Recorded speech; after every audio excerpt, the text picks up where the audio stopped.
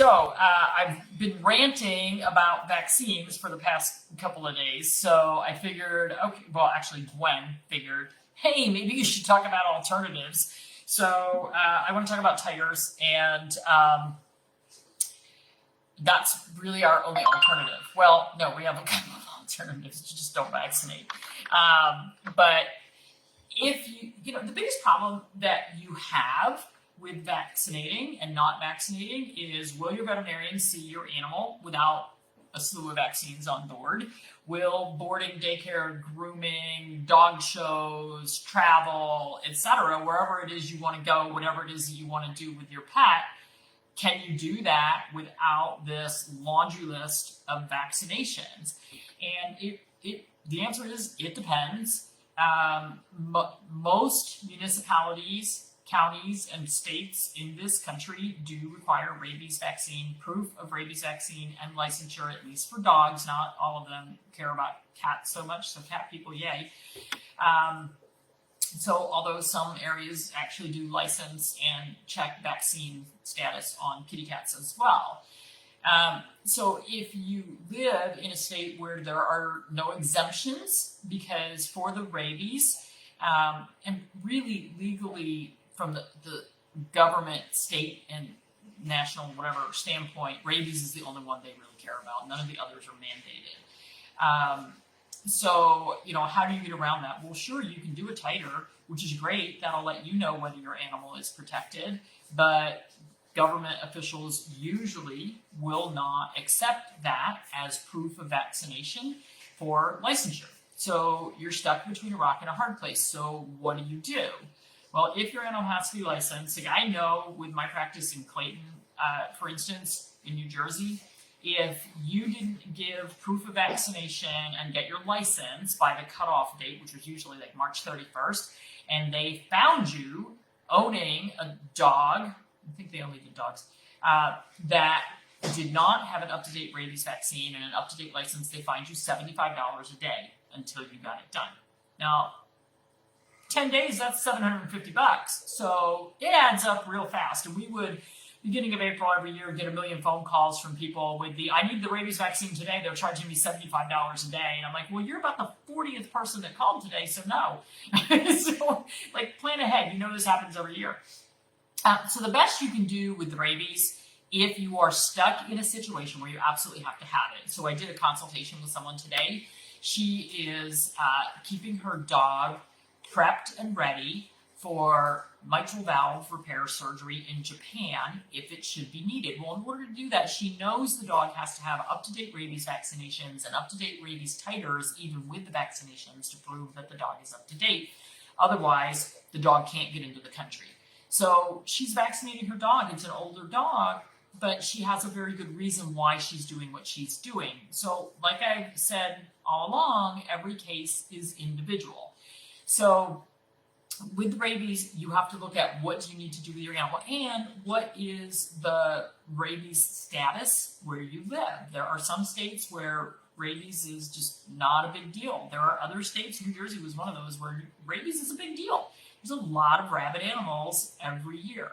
So you have to look at what your animal's exposure is. What are the risks involved with having them vaccinated or not vaccinated? If you have to get them vaccinated, please ask for a T-free, that's thimerosal-free, that's that preservative. Ask for it to be given as low as possible on the right hind leg. For kitty cats, they even talk about doing it in the tail. I never did that because cats come with a lot of weapons attached to them, and I don't think they would like being injected in the tail, so I never tried it. But as low as possible on the right hind leg. And you can ask them to give a lower dose. Good luck. 99.9% of the time, they're not going to do it because they can lose their license if they do it. And particularly if they document it, they're never going to document that. So you can ask for a lower dose. Good luck getting it. It is 1 ml, 1 cc of rabies vaccine, no matter what the size of your animal. A 2-pound Yorkie, a 120-pound, 180-pound Great Dane, going to be the same dose across the board. So that's just what the legalities are.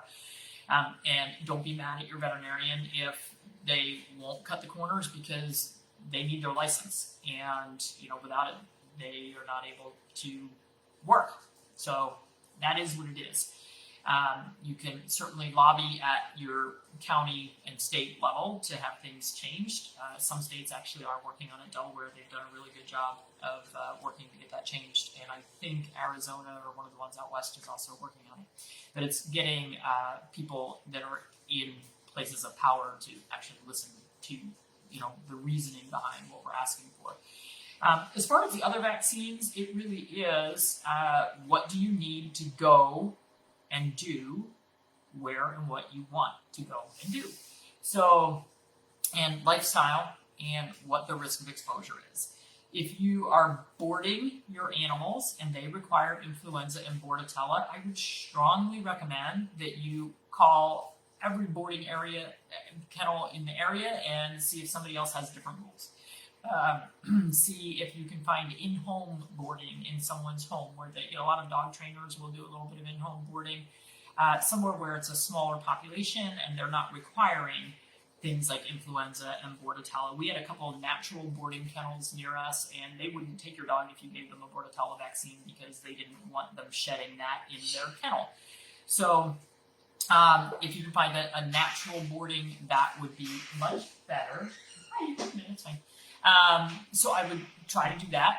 I don't recommend those vaccines. I've never given them to my own animals. The same with your groomer. Try to find a groomer who comes to your house, or a groomer that only has 1 or 2 animals in the building at a time, so that you don't have to jump through the hoops to have all those vaccines. It's just not healthy for your pet to get all of those vaccines and to get them repeatedly. And influenza, we have no idea how long that vaccine lasts, but look at it in people, it's an annual thing. Right now it's an annual thing for the dogs. Bordetella, I never gave the bordetella to kitty cats, and for dogs it lasts 6 to 12 months. And if you are going to do that, I recommend the oral one, not the certainly not the injectable. The horrible vaccine doesn't work. The intranasal is fine, but dogs hate it. So, and then as far as distemper, hepatitis, parvo, yes, you can have titers run on those, and they are not $500. An average reasonable price for a titer, and this is going to be in addition to your office visit. So if you're there for their annual visit, you're getting other stuff done, you're getting an exam, whatever, a well check, and you want to get the titer, it's a blood draw, and it's going to be sent out to a lab. Depending on which lab your veterinarian used, the prices will vary. What I would recommend, because I have had people email me and say, the veterinarian wants $500 to do a titer, and that's ridiculous. Yeah, it is ridiculous. Like, you should be able to get even, like, the rabies titer is more expensive. That goes to Kansas State University. And if you send it, if your veterinarian sends it to their regular lab, like Antec or IDEX, guess what? They're turning around and sending it to Kansas. So ask your veterinarian to just send it directly to Kansas. Yes, they're going to have to set up an account. Big deal. You go online, fill out a form, you have an account. Easy to do. All of you can actually go to Kansas State University Diagnostic Laboratory, and you can actually download the forms with the prices that are charged for the titers. You can also go to Hemopet, which is Dr. Jean Dodd's lab. She also will run titers, so you can go on there and you can download the price sheet, and you can take it to your veterinarian and say, look, I know that Kansas State is only charging you $40 to do the distemper parvo titer on my dog. There also is a feline distemper titer. Didn't do it as much on cats because people don't take them places. They don't need proof. So you can go to your veterinarian with a piece of paper and say, look, sign up right here. Kansas State's only going to charge you $40. That's great. I expect you to put a markup on that. Even if you want to double it, we're up to $80. And now I got to put my office visit on there to get the blood draw. We're still not more than $125 here. That's reasonable. $200, $300, $400, $500 to get a titer, not reasonable. And like I said, there is a in-house titer kit called Vaccination. Your veterinarian can order that, and then they're run in batches at the end of the day. The technicians run them. It takes a few minutes for them to do it. And those are much more reasonably priced as well. And they're doing everything in-house. Personally, I like to have them sent out. I never use the in-house, but the titers can be reasonable. The other thing that the veterinarians can do, so any veterinarians who are listening, if you have a contract with Antec or IDEX, call up your representative and say, hey, I plan on running a slew of titers. Give me a discount on the price. And they did. I mean, we got huge discounts. We used Antec, and we got huge discounts from the lab because we did so many titers. We got discounts on our stool samples. We got discounts on our CDC chem panels. We got discounts on our titers. We got discounts on our heartworm tick panels because we took 5 minutes, called them up, had our rep come over, spent a half hour. They brought us lunch. It was awesome. And we got a huge discount. There are ways around this, and you as the pet owner don't have to be backed into a corner of spending a fortune. Now, how often do you have to do a titer? Again, it depends. And it depends who you ask in the immunology circle. Some people say that once you have a positive titer, the antibodies are there. Doesn't matter if the test drops low, because once it's there, it means the body has memory cells, has humoral immunity, which is something we cannot measure. So they're good for life. The other thing is if a senior dog is exposed to parvo or distemper, they're much less likely to really get sick, a middle-aged to senior dog, than a puppy. It's really these are really bigger issues in puppies because their immune system is not great. But do you need to do an annual titer? Not really, unless you need something to prove that your animal is protected so that they can go to boarding, daycare, grooming, dog shows, rallies, whatever it is that you're doing with them. And not all of them require proof of all of that, but I know that even when I was speaking at the pet expos, it said on their thing, well-behaved dogs on leashes, welcome to come, proof of vaccination for, a laundry list of things required. They never asked anybody to show that, but they had it on their list that you had to have all that. So, and the problem is we've got too many of the boarding, grooming, daycare, whatever facilities that are not up to speed, and they are saying that you have to have annual vaccinations for distemper, parvo, lepto, blah, blah, blah. And so they're part of the problem. So we need to be educating them as well. For those of you, I don't even bother doing titers on my dogs anymore. I did them when I had my own clinics just because it didn't cost me anything to do it. The lab was like, yeah, do your dogs for free. Great, test them every year. But I don't titer them now. They don't go anywhere. They don't do anything. They're not exposed to anything.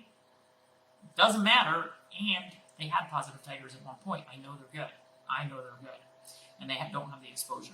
So again, even with titers, there's not a one size fits all. You have to look at your individual situation and what you need to be able to do whatever it is you want to do with your pet. Kitty cats, it's a lot easier. Unless you have show cats, and if you're going to cat shows, maybe I've gone to cat shows, but I've never looked at what's required to bring my cat to one. So I don't know what they require. But certainly it would not make any sense at all for them to require a feline leukemia vaccine. Your cat shouldn't be exchanging spit and urine with other cats at the cat show. They might require a proof of a negative leukemia test. That makes sense. But probably they require a rabies vaccine. I would think maybe they're requiring a distemper vaccine, but you could get a titer for that, and you could get a titer for rabies.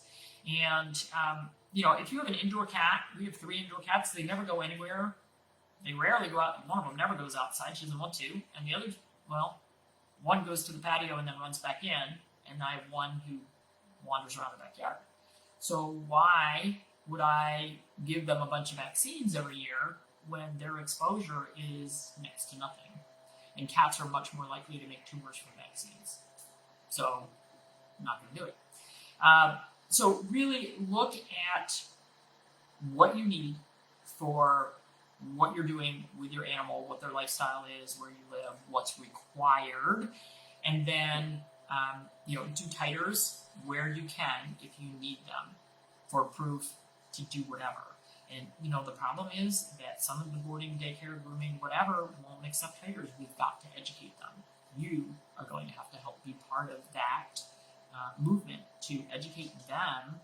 So I sat next to at the Women in the Pet Industry event, the awards event. I was sitting next to a woman who was up for an award because she had these huge boarding grooming daycare facilities in New York City. And, she asked me who I was and what I did, and I told her, and I asked her what she was and what she did, and she told me, and I said, oh, wow. I said, so do you require, what vaccines do you require for dogs to come to your facility? And she said, oh, it's the law of the city. And then she listed a list as long as my arm. Now, I don't know what the laws are in New York City, but I can't imagine that their law is that you have to give 15 different vaccines to take your dog to daycare. I can't imagine. Maybe I'm wrong. I don't know. If there's somebody on here from UK, you can let me know. Or from New York City, you can let me know. Somebody just posted something about the UK, and I think the UK requires lepto. That's crazy. Acid drug. Yeah, it's not 4 ounces, 4 mLs of blood. Yeah, it's 4 mLs. You don't even need 4 mLs. You can get it with 2 or 3. So, anyway, that's the deal. Titers. Don't spend $500 on a titer. Rabies titers for export. Rabies titers for going overseas where they want an endpoint titer. It's a much more complicated test. That's going to be your most expensive one. But even that shouldn't be over $250-ish. But if you look on the Kansas site, Kansas State University Veterinary Diagnostic Lab, you can see what they're charging. That's what your veterinarian's getting charged. And if they're sending it out to their lab, who is then turning around and sending it to Kansas, you're paying 2 middlemen. You're paying the veterinarian and the first lab to get something from the second lab. So, be smart, be a smart shopper, and say, hey, I know what the deal is here. It's, your lab is sending it to that lab. Can you just send it directly to that lab? Let's skip the middleman. You can make more money, and I can save money. Yay! Everybody's happy. Okay.